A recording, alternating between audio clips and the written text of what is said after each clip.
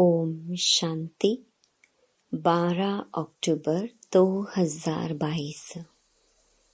बाबा के महावाक्य। मीठे बच्चे, तुम्हें रूहानी कमाई में बहुत बहुत ध्यान देना है। सिर पर विकर्मों का बोझा बहुत है, इसलिए समय वेस्ट नहीं करना है। प्रश्न: जिन बच्चों का ध्यान रूहानी कमाई में होगा, उनकी निशानी क्या होगी? उत्तर: वह कभी भी झरमुई झगमुई में अपना समय बर्बाद नहीं करेंगे। शरीर निर्वाह करते हुए भी रूहानी कमाई में समय लगाएंगे। सुबह उठकर बहुत बहुत प्यार से बाप को याद करेंगे।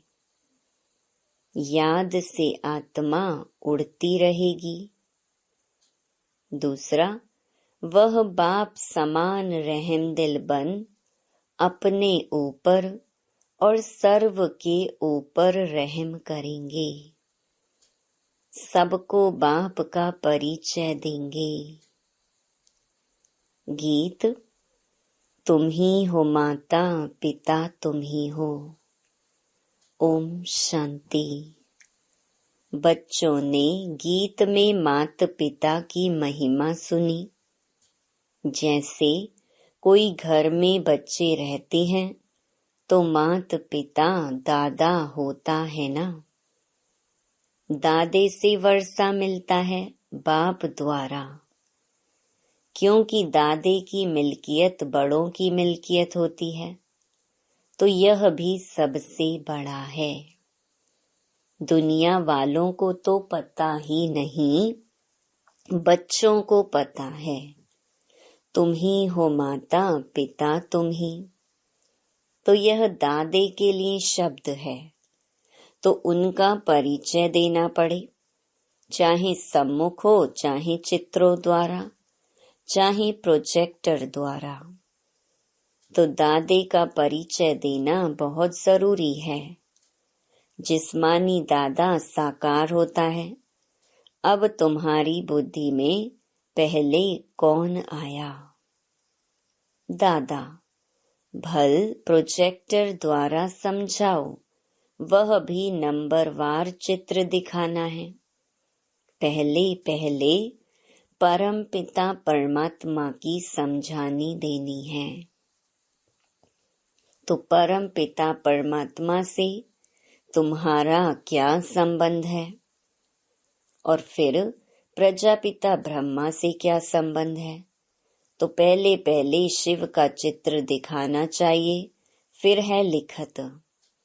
जो प्रदर्शनी पर समझाते हैं वह मैगजीन भी बनाते हैं, तो पहले पहले परिचय देना है।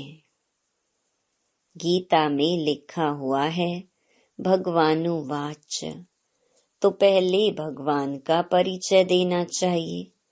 तुम सबकी बुद्धि चली गई है ऊपर। सबसे ऊंचा है परम पिता परमात्मा निराकार शिव बाबा। फिर ब्रह्मा विष्णु शंकर। फिर यहाँ आओ तो जैसे घर में माता पिता और दादा बैठे होते हैं, वह है हद का, यह है बेहद का। चित्र सहित सारी लिखतें होनी चाहिए।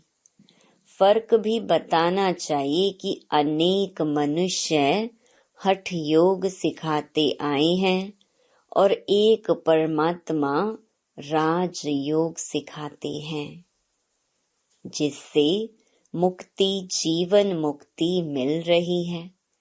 यहाँ है ही एक निराकार परम पिता परमात्मा शिव भगवानुवाच की बात। जैसे लौकिक माँ बाप दादा बच्चों की बुद्धि में याद पड़ते हैं हूबहू तुम्हारी बुद्धि में भी ऐसे हैं। यह सिर्फ पारलौकिक है, वह है लौकिक। तुमको निश्चय है कि यह है शिव बाबा। हमारा बाप है तो उनको याद करना चाहिए, परंतु बच्चे भूल जाते हैं, टाइम बहुत वेस्ट करते हैं। वेस्ट टाइम नहीं करना चाहिए, क्योंकि विकर्मों का बोझा सिर पर बहुत है। आत्मा में खाद पड़ गई है तो लिखना चाहिए परमात्मा कौन है। परमात्मा के चित्र और श्री कृष्ण के चित्र पर घड़ी घड़ी समझाना चाहिए। स्वर्ग और नर्क के गोले बड़े अच्छे मशहूर हैं। नर्क के गोले पर लिख देना चाहिए कि यह है रावण राज्य, भ्रष्टाचारी दुनिया, और स्वर्ग के गोले पर लिखो कि यह है श्रेष्ठाचारी दुनिया। तो टाइम लिखना चाहिए, स्वर्ग इतना समय, नर्क इतना समय। देखो, चढ़ती कला उतरती कला का भी चित्र है, क्योंकि उतरती कला में 5000 वर्ष और चढ़ती कला 1 सेकंड में, तो यह जंप हो गया। यह मुख्य बात समझाने की है। फिर है विराट रूप, जिसमें ब्राह्मण चोटी ईश्वरीय संप्रदाय है। ब्रह्मा मुख द्वारा रचा हुआ तुम्हारा ब्राह्मण कुल मशहूर है, सर्वोत्तम है। तो सबको समझाने के लिए यह चित्र बहुत जरूरी है। वैरायटी धर्मों का झाड़ है, वह भी अच्छा है। बच्चों को स्वदर्शन चक्रधारी बनना है, तो चक्कर का भी ज्ञान देना है कि चक्कर कैसे फिरता है। ब्रह्मा सरस्वती का हीरो हीरोइन का पार्ट कैसे है, तो गोले का भी चित्र बड़ा होना चाहिए। बहुत में बहुत 1-1.5 घंटा प्रोजेक्टर दिखाना चाहिए, क्योंकि मनुष्य इन बातों में थक जाते हैं। स्टोरी तो कोई नहीं, यह तो ज्ञान की बात है। पहले जब लिखें तब अंदर में आ सके, तो दिखाने के लिए टिकट रखना चाहिए। पैसे वाली टिकट नहीं, परंतु एंट्री पास हो। बड़े बड़े आदमियों को तो निमंत्रण दे बुलाना चाहिए, क्योंकि बड़ों बड़ों से ओपिनियन लिखाना है। झुंड के झुंड में कैसे लिखाएंगे और कैसे दिखाएंगे, क्योंकि समझाना भी है। इसलिए पहले पहले बड़े आदमियों को बुलाकर लिखाना है, फिर जनरल कर देना चाहिए। प्रदर्शनी में भी ऐसे, तो प्रोजेक्टर में भी ऐसे, मैगजीन में भी इन अच्छे अच्छे चित्रों को बनाकर साथ साथ समझाने लिखो, फिर किसको प्रेजेंट दे देना चाहिए। हठ योग और राज योग का कॉन्ट्रास्ट भी अच्छी तरह लिखना चाहिए।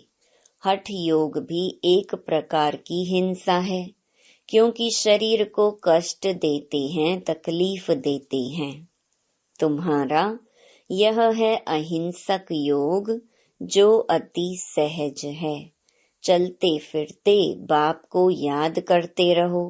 हिंसक और अहिंसक को भी सिद्ध करना है।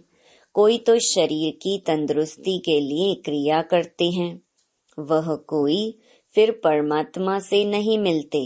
हठ योग को भी योग कह देते हैं, योगाश्रम है ना। यह है फिर सहज राज योग, ईश्वर का सिखाया हुआ योग। तो यह बहुत अच्छी तरह से समझाना चाहिए। जिनका बुद्धि योग सारा दिन झरमुई जगमुई में होगा, वह क्या समझा सकेंगे। जिनकी बुद्धि में होगा कि सर्विस करनी है, वह करेंगे। 8 घंटा धंधा किया, फिर यह कमाई करनी चाहिए। वह है जिस्मानी कमाई, यह है रूहानी कमाई। तो इस कमाई में बहुत ध्यान देना चाहिए, योग में बहुत प्रैक्टिस करनी चाहिए। सुबह उठ बाप को बड़े प्यार से याद करना चाहिए। जिनको बाप 1-2 नंबर में रखते, वह भी याद नहीं करते हैं। भाषण तो बहुत अच्छा कर लेते हैं, परंतु याद में नहीं रहते। आत्मा तो याद से ही उड़ेगी, ज्ञान से थोड़े ही उड़ेगी। ध्यान में भी याद से ही जाते हैं, ज्ञान की तो इसमें कोई बात ही नहीं। ध्यान तो 1 पाई पैसे की बात हो जाती है। कईयों को तो फट से श्री कृष्ण का साक्षात्कार हो जाता है। कई बच्चियां लिखती हैं कि बाबा हमने आपको पहचाना है। वह ध्यान में ब्रह्मा को भी देखती हैं और प्रेरणा भी मिलती है। तो फिर उनको निश्चय हो जाता है, जिसने बाबा को कभी देखा भी नहीं है, वह भी लिखती हैं, हम बाबा को बहुत याद करते हैं, हम आपसे वर्षा लेकर ही छोड़ेंगे। आप तो जानते हैं हम याद करते हैं। जब कहती हैं आप, तो शिव बाबा ही याद आता है। तो बांधेली बच्चियां बहुत याद करती हैं, उतना सामने वाले भी याद नहीं करते। एक बात है याद की। फिर गांधी जी कहते थे कि राम राज्य हो, अभी तो रावण राज्य है। इस पर तुम समझा सकते हो, चढ़ती कला तो परमात्मा ही करा सकते हैं, बाकी तो सब 1-2 को गिराते ही रहते हैं। देवताएं भी गिरते जाते हैं। भल सुख में ही हैं, परंतु कला तो कम होती जाती है ना। जूं की तरह गिरते जाते हैं, क्योंकि ड्रामा भी जूं के मिसल चलता ही रहता है। तो चढ़ती कला एक के ही द्वारा होती है। समझाने के लिए प्रोजेक्टर बहुत अच्छा है, सेंटर भी बहुत बढ़ते जाएंगे। बाबा कहते हैं कि हर एक भाषा में स्लाइड्स बनाते जाओ, परंतु काम करने वाला ऐसा कोई है नहीं। बाबा युक्ति तो बता देते हैं, परंतु काम करने वाला चाहिए तो सर्विस बहुत बढ़ सकती है। बच्चों को अपने भाई बहनों पर बहुत रहम करना चाहिए। बाबा रहमदिल है ना। मेरा आना भी भारत में ही होता है और जगह आना मेरा नहीं होता। शिव जयंती भी भारत में मनाई जाती है, परंतु जानते नहीं हैं। समझो क्राइस्ट की जयंती मनाते हैं तो उनके कर्तव्य को जानते हैं, परंतु शिव का कर्तव्य नहीं जानते। वही पतित पावन है। भारत बड़े ते बड़ा तीर्थ है। गीता में श्री कृष्ण का नाम डालने से इतने बड़े तीर्थ भारत की महिमा गुम हो गई है। देखो, मोहम्मद गजनवी ने मंदिर लूटा था। अगर उनको यह मालूम होता कि यह हमारे बाबा का मंदिर है, तो लूटते थोड़े ही। अल्लाह के मंदिर को कौन लूटेगा, जिसने स्वर्ग की स्थापना की। अगर शिव बाबा को जाने तो कभी मंदिर को हाथ ना लगाएं। भल वह शिव को माथा टेकते हैं, परंतु जान गए तो कभी ना लूटें। सिर्फ गीता में श्री कृष्ण का नाम डालने से यह सब कुछ हुआ है। गीता खंडन होने से देखो क्या हाल हुआ है। अगर शिव का नाम होता कि वही गति सदगति दाता है, यह एक की ही महिमा है। अगर वह न आता तो पावन कैसे बनते, भारत को कैसे स्वर्ग बना सकते। यह गुप्त बात है ना। जानते हैं हम दुर्गति में थे, अब यहाँ बैठे हैं, परंतु जा रहे हैं।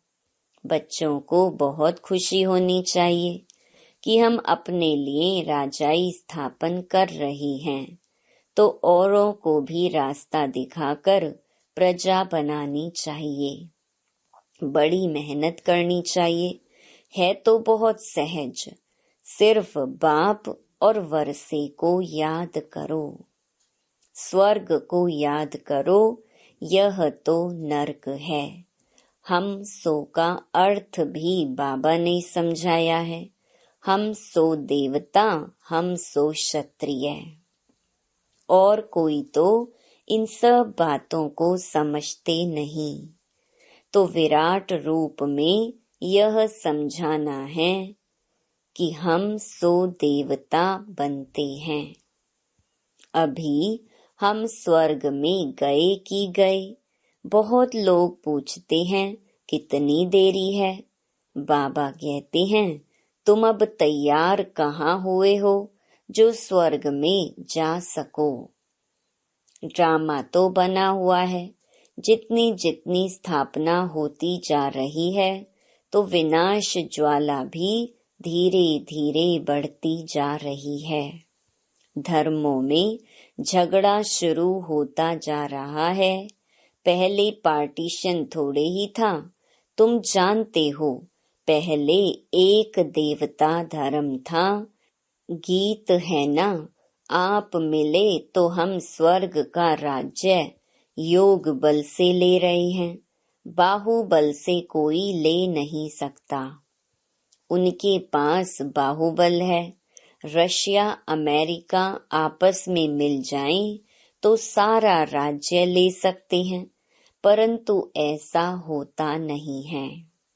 जब देवताओं का राज्य है तो वहाँ क्रिश्चियन बौद्धि नहीं होते। अब देवता धर्म की स्थापना हो रही है। भारत अविनाशी खंड है। बाप भी यहाँ आए हैं ना। ड्रामा में ऐसे ही है कि योग बल से राजाई मिलती है। भारत का प्राचीन योग मशहूर है, परंतु योग सिखाया किसने और कैसे वह नहीं जानते। श्री कृष्ण ने तो योग नहीं सिखाया, परम पिता परमात्मा ही योग सिखला रहे हैं। यह कितनी अटपटी बात है जो बुद्धि से खिसक जाती है। कई तो जानते भी छोड़ देते हैं। तब बाप कहते हैं समझदार देखना हो तो यहाँ देखो। समझदार वर्षा लेते हैं, बेसमझ छोड़ देते हैं। स्वर्ग का वर्षा गंवा देते हैं। महान मूर्ख महान सुजान देखना हो तो यहाँ देखो। स्वर्ग में वह भी जाएंगे, परंतु प्रजा में जाएंगे। तुम जानते हो सूर्यवंशी चंद्रवंशी प्रजा कैसे बनती है। बाप की गोद यहाँ मिलती है। मूल वतन में गोद का हिसाब नहीं है। बच्चा जब पैदा होता है तो गुरु की गोद में देते हैं। समझते हैं गुरु की गोद में नहीं गया तो दुर्गति को पाएगा। छोटे बच्चे को भी गुरु करा देते हैं। गुरु बिगर गति नहीं, यह गुरुओं ने समझाया है। पता नहीं कब शरीर छूट जाए। वहाँ तो जन्म ले फिर गुरु के पास जाते हैं। यहाँ तीनों कंबाइंड हैं। यह कोई शास्त्रों में लिखा नहीं है कि वही बाप टीचर गुरु की गोद है। बाप ने पूछा शिव बाबा को बाप है? कहते हैं हाँ। अच्छा, शिव बाबा को टीचर है, गुरु है? नहीं, सिर्फ माँ बाप मिलते हैं। यह गुह्य हिसाब है। बाप बच्चों पर, बच्चे बाप पर बलिहार जाते हैं। लौकिक में बच्चे बाप पर बलिहार नहीं जाते हैं, बाप जाते हैं। तो यह समझने की बात है कि बरोबर परमात्मा बाप टीचर सतगुरु है, उनसे ही वर्षा मिलता है। अच्छा, मीठे मीठे सिकी लधे बच्चों प्रति मात पिता बाप दादा का याद प्यार और गुड मॉर्निंग। रूहानी बाप की रूहानी बच्चों को नमस्ते। धारणा के लिए मुख्य सार। पहला, स्वदर्शन चक्रधारी बनना है। हम ब्राह्मण चोटी हैं, ईश्वरीय संप्रदाय के हैं, इस नशे में रहना है। दूसरा, अपना समय बाप की याद में सफल करना है, रूहानी सर्विस में बिजी रहना है। बाप पर पूरा पूरा बलिहार जाना है। वरदान, एक रस स्थिति के आसन पर मन बुद्धि को बिठाने वाले सच्चे तपस्वी भव। तपस्वी सदा आसनधारी होते हैं, वे कोई न कोई आसन पर बैठकर तपस्या करते हैं। आप तपस्वी बच्चों का आसन है, एक रस स्थिति, फरिश्ता स्थिति। इन्हीं श्रेष्ठ स्थितियों के आसन पर स्थित होकर तपस्या करो। जैसे स्थूल आसन पर शरीर बैठता है, ऐसे श्रेष्ठ स्थिति के आसन पर मन बुद्धि को बिठा दो और जितना समय चाहो, जब चाहो, आसन पर बैठ जाओ। इस समय श्रेष्ठ स्थिति के आसन पर बैठने वालों को भविष्य में राज्य का सिंहासन प्राप्त होता है। स्लोगन, दूसरों के विचारों को अपने विचारों से मिलाकर सर्व को सम्मान देना ही माननीय बनने का साधन है। Om Shanti. Click here to like, subscribe and press the bell icon to stay updated with our latest videos.